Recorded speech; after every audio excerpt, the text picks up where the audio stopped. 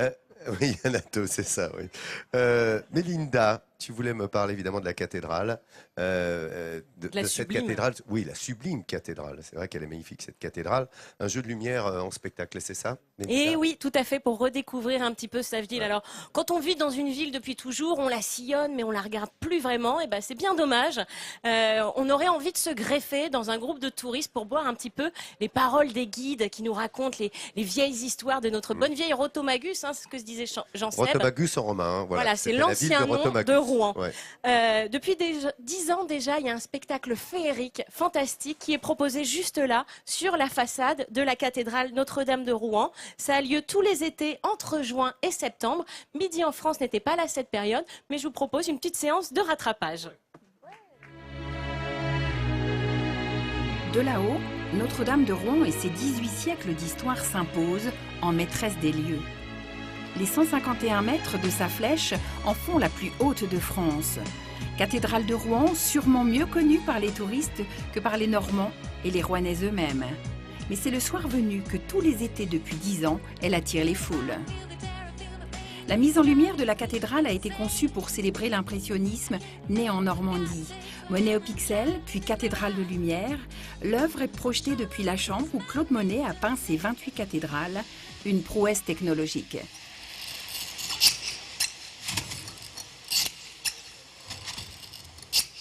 C'est-à-dire qu'il y a 50 mètres de recul pour une cathédrale qui fait 82 mètres de haut, sur 61 mètres de large, donc elle est plus large que le recul qu'on a.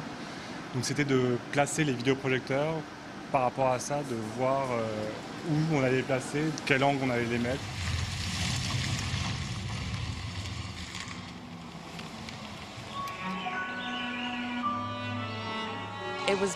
C'était magnifique, éblouissant. On n'a pas ce genre de choses en Angleterre. Les cathédrales sont vraiment superbes ici. C'était spectaculaire.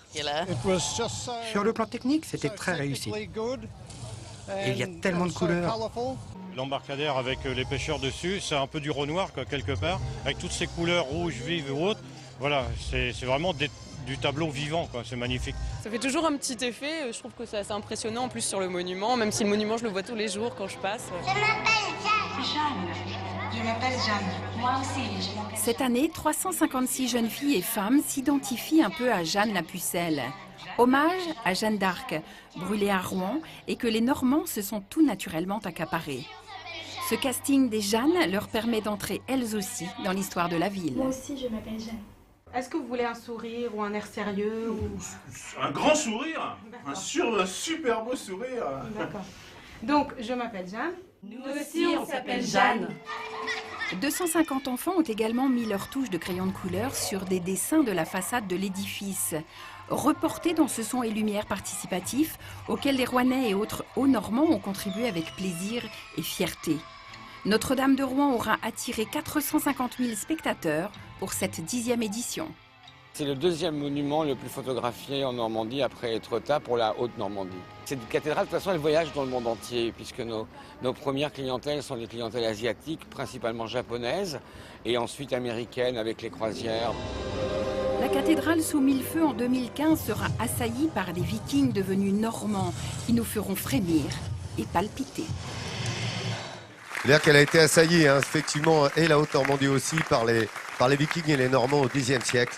Tout à On fait. parlait de Rollon, voilà, il y a les vestiges de Rollon dans cette cathédrale. Pardon, Mélinda. Alors vous avez vu, le spectacle, vraiment cette mise en lumière est exceptionnelle et c'est un procédé qui s'appelle le vidéo mapping. C'est une technique qui a été inventée en France qui consiste à mélanger la vidéo et la 3D pour sublimer un édifice. C'est quelque chose qu'on voit de plus en plus, hein, vous qui faites le tour de la France. J'ai déjà assisté à ce spectacle, c'est vrai que c'est féerique, tu as raison. C'est vraiment majestueux, on s'allonge le soir là sur le parvis de la cathédrale et on profite, c'est un vrai cinéma en plein air.